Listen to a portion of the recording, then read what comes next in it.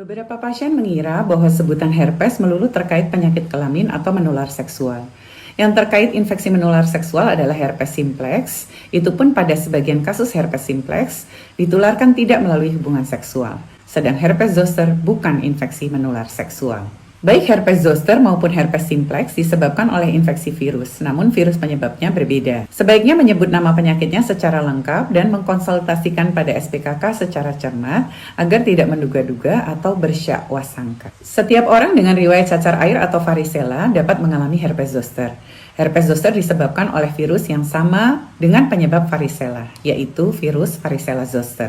Setelah seseorang sembuh dari varicella, virus penyebab berdiam diri di dalam ganglion saraf tertentu, menetap dalam keadaan inaktif, dan ketika virus reaktivasi maka dapat muncul herpes zoster. Belum jelas apa yang menyebabkan virus bangun atau reaktivasi. Penurunan imunitas sementara atau temporer dapat menyebabkan virus bermultiplikasi dan berpindah atau bergerak sepanjang serabut saraf menuju kulit, menyebabkan peradangan atau inflamasi setempat serta lepuh pada kulit diikuti rasa nyeri. Ada pendapat yang menyatakan bahwa penularan dimungkinkan melalui transmisi secara aerogen atau melalui udara dari pasien varicella atau pasien dengan herpes zoster. Tidak seperti varicella pada umumnya yang menyerang anak-anak. Herpes zoster umumnya terjadi pada usia dewasa walaupun anak-anak dapat saja terkena zoster ini. Faktor pencetus atau trigger herpes zoster dapat berupa stres emosional, kelelahan, sakit, trauma, kehamilan, atau sedang mengkonsumsi kortikosteroid dosis besar atau dosis kecil dalam jangka lama, atau sedang mendapat obat-obat imunosupresan. Orang dengan imunitas melemah rentan terkena zoster. Mereka yang kekebalannya menurun berada pada risiko tertinggi.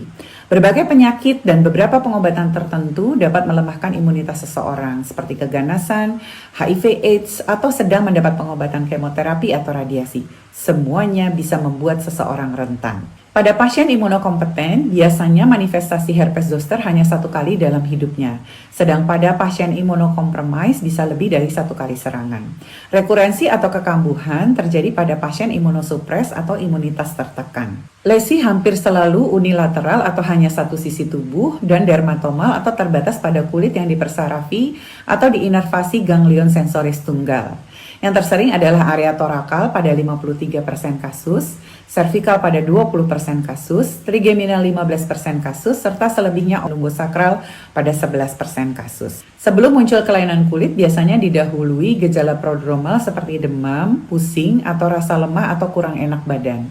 Muncul sensasi kulit abnormal yaitu dapat berupa rasa nyeri, ngilu, atau terbakar atau hiperestesi, yaitu perabaan yang lebih sensitif di area kulit yang akan muncul lesi herpes zoster. Gejala-gejala ini biasanya muncul selama 1 hingga 3 hari, terkadang lebih, sebelum ruam merah muncul di area yang sama. Lesi kulit yang kemudian muncul di area tersebut adalah berupa kemerahan yang dalam waktu singkat berubah menjadi lenting-lenting papul dan lenting-lenting isi air atau vesikel yang bergerombol atau berkelompok di atas kulit yang kemerahan dan sembab. Vesikel berisi cairan jernih kemudian dapat mengeruh menjadi berwarna abu-abu. Beberapa dapat berisi darah. Lesi vesikel yang pecah dapat mengeropeng atau terbentuk krusta. Beberapa pasien dapat mengalami infeksi sekunder, lesi bernanah, luka, bahkan terbentuk ulkus atau luka dalam yang saat penyembuhan meninggalkan jaringan parut atau sikatriks. Jika lesi vesikal atau lepuh muncul di puncak hidung menunjukkan adanya keterlibatan mata, segera konsultasikan ke SPKK untuk mendapatkan terapi tepat bersama dokter spesialis mata karena beresiko mengalami kerusakan mata yang permanen. 10-15% pasien di atas usia 40 tahun rentan mengalami neuralgia pasca herpetik atau NPH, yaitu rasa nyeri yang berkepanjangan lebih dari 1 bulan sejak penyakit sembuh di area bekas lesi zoster yang telah menyembuh kulitnya. Nyeri dapat berlangsung dalam hitungan minggu, bulan, bahkan setahun.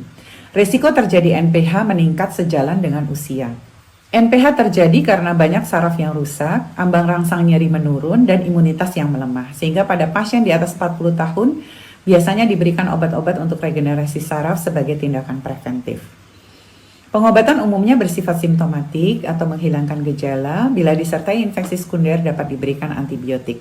Lebih dini pengobatan dimulai maka lebih baik. Obat antiviral sebaiknya diberikan dalam 3 hari pertama sejak lesi muncul. Pemberian antiviral berguna untuk resolusi lesi, menurunkan nyeri, dan mencegah terjadinya neuralgia pasca herpetik atau NPH. Analgetik diberikan untuk mengobati nyeri. Pemberian bedak sebagai pengobatan topikal adalah untuk tujuan protektif guna mencegah pecahnya vesikel agar tidak terjadi infeksi sekunder dan agar tidak terjadi skar atau jaringan parut. Sengaja memecahkan vesikel adalah tindakan yang tidak dibenarkan karena akan sembuh meninggalkan jaringan parut atau skar. Bila lesi pecah karena garukan, dapat diberikan salep antibiotik. Saya Dr. Julia R. D. Nizam, SPKK.